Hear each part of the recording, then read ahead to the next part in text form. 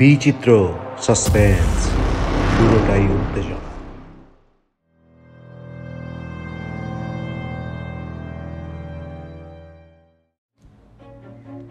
বাংলা এবং বিশ্ব সাহিত্যের রোমাঞ্চকর এবং বিচিত্র গল্প নিয়ে বিচিত্র স্টেশনের বিচিত্র সাসপেন্সের নিবেদন আজ আপনাদের জন্য পরিবেশিত হচ্ছে বাংলা সাহিত্যের গল্পের জাদুকর হুমায়ুন আহমেদের একটি ভিন্নধর্মী মজার গল্প আলাউদ্দিনের চেরাগ।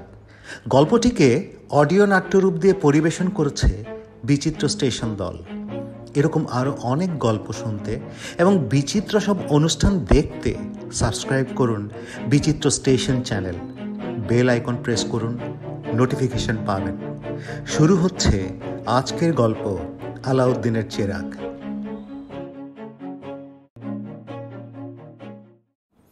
নান্দিনা পাইলট হাই স্কুলের অঙ্ক শিক্ষক নিশিনাথ বাবু কিছুদিন হলো রিটায়ার করেছেন। আরও বছরখানেক চাকরি করতে পারতেন, কিন্তু করলেন না। কারণ ওনার দুটি চোখেই ছানি পড়েছে, পরিষ্কার কিছু দেখেন না। ব্ল্যাকবোর্ডে নিজের লেখা নিজেই পড়তে পারেন না। নিশিনাথ বাবুর ছেলে মেয়ে কেউ নেই। একটা মেয়ে ছিল, খুব ছোটবেলায় টাইফয়েডে মারা গেছে। তার স্ত্রী মারা গেছে গত বছর। তিনি এখন একা একাই থাকেন। তার বাসা নান্দিনা বাজারের কাছে। পুরনো আমলের দু কামরার একটা পাকা দালানে তিনি থাকেন। কামরা দুটির একটি পুরনো লোহালক্কর জিনিসপত্র দিয়ে ঠাসা। তার নিজের জিনিস নয়, বাড়িওয়ালার জিনিস। ভাঙা খাট, ভাঙা চেয়ার, পেতলের তলা, কিছু নেই ডেকচি, বাসনকোসন ইত্যাদি। বাড়িওয়ালা নিশিনাথ বাবুকে প্রায়ই বলেন, এসব জঞ্জাল দূর করে ঘরটা আপনাকে পরিষ্কার করে দেই। শেষ পর্যন্ত আর করেন না। তাতে অবশ্য নিশিনাথ বাবুর খুব একটা অসুবিধাও হয় না। পাশের একটা হোটেলে তিনি খাওয়া দাওয়া সারেন। বিকালে নদীর ধারে একটু হাঁটতে যান। সন্ধ্যার পর নিজের ঘরে এসে চুপচাপ বসে থাকেন। তার একটা কেরোসিনের স্টোভ আছে। রাতের বেলা চা খেতে ইচ্ছে করলে স্টোভ জ্বালিয়ে নিজেই চা বানান। জীবনটা তার বেশ কষ্টেই যাচ্ছে, তবে তা নিয়ে নিশিনাথবাবুর মন খারাপ করেন না। মনে মনে বলেন, আর অল্প কটা দিন তো বাঁচব, একটু না হয় কষ্ট করলাম। আমার চেয়ে বেশি কষ্টে কত মানুষ আছে, আমার আবার এমন কি কষ্ট। একদিন কার্তিক মাসের সন্ধ্যাবেলায় নিশিনাথ বাবু তার স্বভাব মতো সকাল সকাল রাতের খাবার সেরে নিয়ে বেড়াতে বেরোলেন। নদীর পাশে বাঁধের উপর অনেকক্ষণ হাঁটলেন। চোখে কম দেখলেও অসুবিধা হয় না, কারণ গত 20 বছর ধরে তিনি এই পথে হাঁটাহাঁটি করছেন। আজ অবশ্য একটু অসুবিধা হলো। তার চটি স্যান্ডেলের একটা পেরেক উঁচু হয়ে গেছে, পায়ে লাগছে, হাঁটতে পারছেন না। তিনি সকাল সকাল বাড়ি ফিরলেন। তার শরীরটাও আজ খারাপ, চোখে যন্ত্রণা হচ্ছে, বা চোখ দিয়ে ক্রমাগত পানি পড়ছে। বাড়ি ফিরে খানিকক্ষণ বারান্দায় বসে রইলেন। রাত 9টার দিকে তিনি ঘুমোতে যান। রাত 9টা বাজতে এখনো অনেক দেরি। সময় কাটানোটাই তার এখন সমস্যা। কিছু একটা কাজে নিজেকে ব্যস্ত রাখতে পারলে হতো, কিন্তু হাতে কোনো কাজ নেই। বসে থাকা ছাড়া কিছুই করার নেই। চটির উঁচু হয়ে থাকা পেরেকটা ঠিক করলে কেমন হয়? কিছুটা তো সময় কাটে। তিনি চটি হাতে ঘরে ঢুকলেন। হাতুড়ি জাতীয় কিছু একটা পেলে হয়, কিন্তু খুঁজে পেলেন না। জঞ্জাল রাখার ঘরটাতে উকি দিলেন। রাজ্যের জিনিস সেখানে, কিন্তু হাতুড়ি বা তার কাছাকাছি কিছু নেই। মন খারাপ করে বের হয়ে আসছিলেন, হঠাৎ দেখলেন ঝুড়ির ভেতর একগাদা জিনিসের মধ্যে লম্বাটে ধরনের কি যেন একটা দেখা যাচ্ছে। তিনি জিনিসটা হাতে নিয়ে জুতোর পেরেকে বাড়ি দিতেই অদ্ভুত কাণ্ড হলো। কালো ধোঁয়ায় ঘর ভর্তি হয়ে গেল।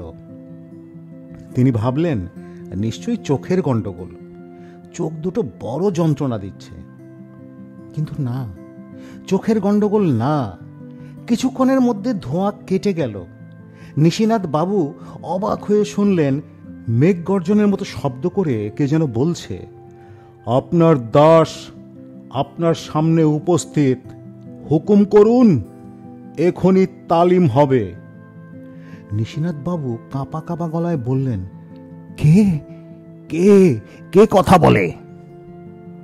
জনাব, আমি আপনার ডান দিকে বসে আছি। ডান দিকে ফিরলেই আমাকে দেখবেন। নিশিনাথ বাবু ডান দিকে ফিরতেই তার গায়ে কাঁটা দিল। পাহাড়ের মতো কি যেন একটা বসে আছে। মাথা প্রায় ঘরের ছাদে গিয়ে লেগেছে। নিশ্চয়ই চোখের ভুল। নিশিনাথ বাবু ভয়ে ভয়ে বললেন, বাবা তুমি কে? চিনতে পারলাম না তো। আমি হচ্ছি আলাউদ্দিনের চেরাগের দৈত্য।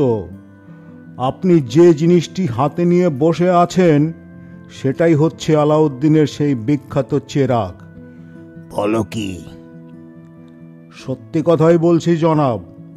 দীর্ঘদিন এখানে ওখানে পড়েছিল, কেউ ব্যবহার জানে না বলে ব্যবহার হয়নি।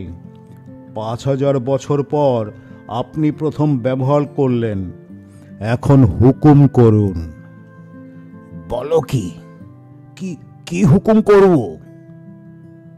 আপনি যা চান বলুন, এখনই নিয়ে আসব। কোন জিনিসটির আপনার প্রয়োজন? আমার তো কোনো জিনিসের প্রয়োজন নাই। চেরাগের দৈত্য চোখ বড় বড় করে অনেকক্ষণ নিশিনাথ বাবুর দিকে তাকিয়ে রইল। তারপর গম্ভীর গলায় বলল, জনাব, আপনি কি আমাকে ভয় পাচ্ছেন? প্রথমে পেয়েছিলাম, এখন পাচ্ছি না। তোমার মাথায় ওই দুটো কি, শিং নাকি? জি, শিং। বিশ্রী দেখাচ্ছে। চেরাগের দৈত্য মনে হলো একটু বেজার হয়েছে। মাথার লম্বা চুল দিয়ে সে শিং দুটো ঢেকে দেবার চেষ্টা করতে করতে বলল, এখন কি চান বলুন। বললাম তো কিছু চাই না। আমাকে ডেকে আনলে কোনো একটা কাজ করতে দিতে হয়। কাজ না করা পর্যন্ত আমি চেরাগের ভেতর ঢুকতে পারি না। অনেক ভেবে চিনতে নিশিনাথবাবু বললেন, আমার চটির পেরেকটা ঠিক করে দাও। অমনি দৈত্য আঙুল দিয়ে প্রচণ্ড চাপ দিয়ে পেরেক ঠিক করে দিয়ে বলল, এখন আমি আমার চেরাগের ভেতরে ঢুকে যাব। যদি আবার দরকার হয় চেরাগটা দিয়ে লোহা বা তামার উপরে খুব জোরে বাড়ি দেবেন। আগে চেরাগ একটু ঘষলেই আমি চলে আসতাম, এখন আসি না। চেরাগ পুরনো হয়ে গেছে তো তাই। আচ্ছা, চেরাগের ভেতরেই তুমি থাকো? জি। করো কি? ঘুমাই জনাব। তাহলে জনাব আমি এখন আসি। বলতে বলতেই সে ধোঁয়া হয়ে চেরাগের ভেতর ঢুকে গেল। নিশিনাথবাবু স্তম্ভিত হয়ে দীর্ঘ সময় বসে রইলেন। তারপর তার মনে হলো এটা স্বপ্ন ছাড়া কিছু না। বসে ঝিমাতে ঝিমাতে ঘুমিয়ে পড়লেন। ঘুমের মধ্যেও আজে বাজে স্বপ্ন দেখলেন।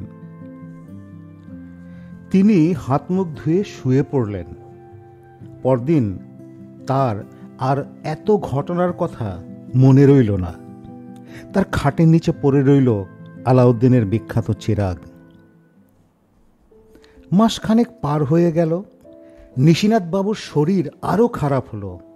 এখন তিনি আর হাঁটাহাঁটিও করতে পারেন না। বেশিরভাগ সময় বিছানায় শুয়ে বসে থাকেন। এক রাতে ঘুমোতে যাবেন, মশারি খাটাতে গিয়ে দেখেন একদিকের পেরেক খুলে এসেছে। পেরেক বসানোর জন্য আলাউদ্দিনের চেরাগ দিয়ে এক বাড়ি দিতেই ওই রাতের মতো হলো। তিনি শুনলেন গম্ভীর গলায় কে যেন বলছে, জনাব, আপনার দাস উপস্থিত, হুকুম করুন। তুমি কে? সে কি, এর মধ্যে ভুলে গেলেন? আমি আলাউদ্দিন চেরাগের দৈত্য। ও ও আচ্ছা আচ্ছা, আরেকদিন তুমি এসেছিলে। জি জনাব। আমি ভাবছিলাম স্বপ্নবোধ হয়। মোটেও স্বপ্ন না, আমার দিকে তাকান, তাকালেই বুঝবেন এটা সত্যি। তাকালেও কিছু দেখি না রে বাবা, চোখ দুটো একেবারে গেছে। চিকিৎসা করাচ্ছেন না কেন? টাকা কোথায় চিকিৎসা করাবো? কি মুশকিল, আমাকে বললেই তো আমি টাকা নিয়ে আসি। আপনি যদি বলেন এখনই 1 কলসি সোনার মোহর এনে আপনার খাটের নিচে রেখে দেই। আরে না, এত টাকা দিয়ে আমি কি করব, আর কয়দিনই বা বাঁচবো। তাহলে আমাকে একটা কাজ দিন, কাজ না করলে আমি তো চেরাগের ভেতরে ফেরত যেতে পারি না। বেশ বেশ, মশারিটা টানিয়ে দাও। দৈত্য খুব যত্ন করে মশারি খাটালো। মশারি দেখে সে তো খুব অবাক। 5000 বছর আগে নাকি এ জিনিস ছিল না। মশার হাত থেকে বাঁচার জন্য মানুষ যে কায়দা করে রেখেছে তা দেখে সে খুব মুগ্ধ। জনাব, আর কিছু করতে হবে? না, আর কিছু করতে হবে না, এখন যাও।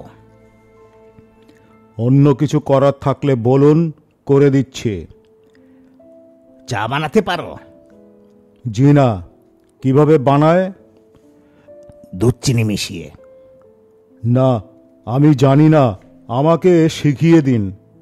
থাক থাক, বাদ দাও, আরেকদিন শিখিয়ে দিব।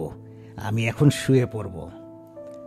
দৈত্য মাথা নাড়তে নাড়তে বলল, আপনার মতো অদ্ভুত মানুষ জনাব আমি এর আগে দেখিনি। কেন?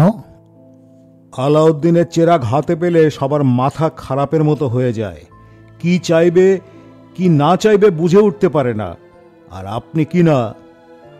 নিশিনাথ বাবু বিছানায় শুয়ে পড়লেন। দৈত্য বলল, আমি কি আপনার মাথায় হাত বুলিয়ে দেব? তাতে ঘুমোতে আরাম হবে। আচ্ছা দাও দাও।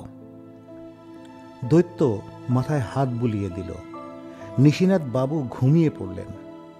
ঘুম ভাঙলে মনে হলো আগের রাতে যা দেখেছেন সবই স্বপ্ন। আলাউদ্দিনের চেরাগ হচ্ছে রূপকথার গল্প। বাস্তবে কি তা হয়? হওয়া সম্ভব না, হয় না। দুঃখে কষ্টে নিশিনাথ বাবুর দিন কাটতে লাগলো। শীতের শেষে তার কষ্ট চরমে উঠল। বিছানা ছেড়ে উঠতেই পারেন না, এমন অবস্থা। হোটেলের একটা ছেলে দুবেলা খাবার নিয়ে আসে, সে খাবারও মুখে দিতে পারেন না। স্কুলের পুরনো স্যাররা মাঝে মাঝে তাকে দেখতে এসে দীর্ঘশ্বাস ফেলেন, নিজেদের মধ্যে বলা বলি করেন, এ এ এ যাত্রা টিকবে না, বেচারা বড় কষ্ট করলো। তারা নিজেদের মধ্যে চাঁদা তুলে 300 টাকা নিশিনাথ বাবুকে দিয়ে গেলেন। তিনি বড় লজ্জায় পড়লেন। কারো কাছ থেকে টাকা নিতে তার খুব লজ্জা লাগে। এক রাতে তার জ্বর খুব বাড়ল। সেই সঙ্গে পানির পিপাসায় ছটফট করতে লাগলেন।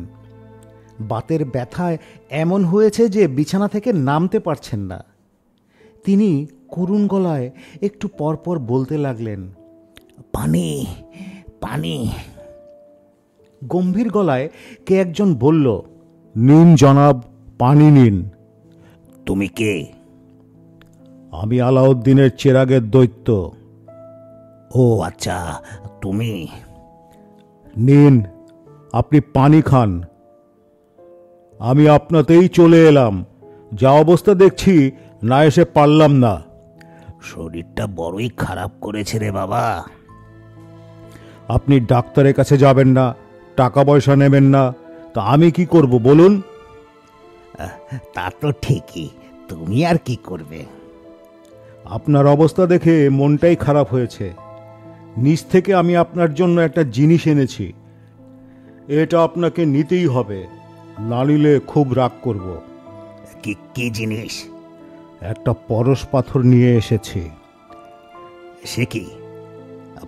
পরশ পাথর সত্যি সত্যি আছে নাকি? থাকবে না কেন? এই তো দেখুন, হাতে নিয়ে দেখুন। নিশিনাথ বাবু পাথরটা হাতে নিলেন।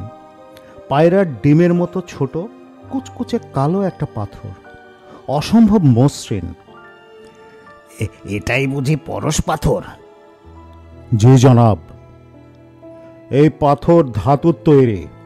যে কোনো জিনিসের গায়ে লাগলে সেই জিনিস সোনা হয়ে যাবে। দাঁড়ান, আপনাকে দেখাচ্ছি। দৈত্য খুঁজে খুঁজে বিশাল এক বালতি নিয়ে এলো। পরশ পাথর সেই বালতির গায়ে লাগাতেই কাঁচা হলুদ রঙের আভায় বালতি ঝকমক করতে লাগলো। দেখলেন? হ্যাঁ, দেখলাম। সত্যি সত্যি সোনা হয়েছে? হ্যাঁ, সত্যিই সোনা। তো এখন আমি এই বালতি দিয়ে কি করব? আপনি খুব অদ্ভুত লোক। এই বালতির কত দাম আপনি জানেন এখন? এর মধ্যে আছে 20 সের সোনা। ইচ্ছে করলেই পরশ পাথর ছুঁয়ে আপনি লক্ষ লক্ষ টন সোনা বানাতে পারেন। নিশিনাথবাবু কিছু বললেন না, চুপ করে রইলেন। দৈত্য বলল, আলাউদ্দিনের চেরাগ যে হাতে পায় সেই বলে পরশ পাথর এনে দেবার জন্যে। কাউকে দেই না। দাও না কেন? লোভী মানুষদের হাতে এসব দিতে নেই। এসব দিতে হয় নির্লোভ মানুষকে। নেন, পরশ পাথরটা যত্ন করে রেখে দিন। আমার লাগবে না, আমার লাগবে না। যখন লাগবে তোমার কাছে চাইব। বলে নিশিনাথবাবু পাশ ফিরে শুলেন। পরদিন জ্বরে তিনি প্রায় অচৈতন্য হয়ে পড়লেন। স্কুলের স্যাররা তাকে ময়মনসিংহ হাসপাতালে ভর্তি করিয়ে দিলেন। ডাক্তার মাথা নেড়ে বললেন, অবস্থা খুব খারাপ, রাতটা কাটে কিনা সন্দেহ। নিশিনাথবাবু মারা গেলেন পরদিন ভোর 6টায়। মৃত্যুর আগে নান্দিনা হাই স্কুলের হেডমাস্টার সাহেবকে কানে কানে বললেন, আমার ঘরে একটা বালতি আছে, ওইটা আমি স্কুলকে দিয়ে গেলাম। আপনি মনে করে বালতিটা নেবেন। নিশ্চয় নিব, নিশ্চয় নিব। খুব দামি বালতি। আহা, আপনি কথা বলবেন না। কথা বললে আপনার কষ্ট হচ্ছে। চুপ করে শুয়ে থাকুন। কথা বলতে তার সত্যি খুব কষ্ট হচ্ছিল। নিঃশ্বাস বন্ধ হয়ে আসছিল। বালতিটা যে সোনার তৈরি এটা তিনি বলে যেতে পারলেন না। হেডমাস্টার সাহেব ওই বালতি নিয়ে গেলেন।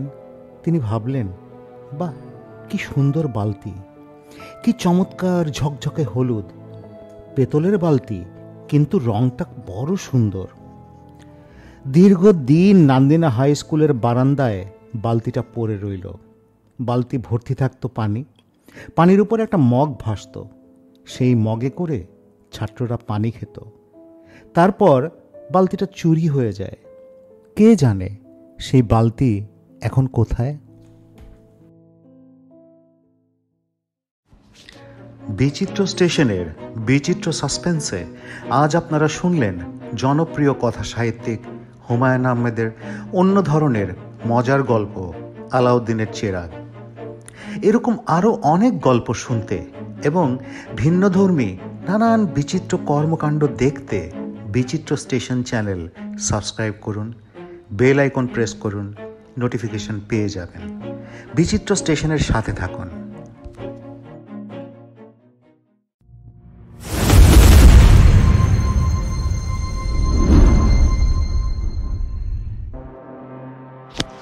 বিচিত্র সাসপেন্স, পুরোটাই উত্তেজনা।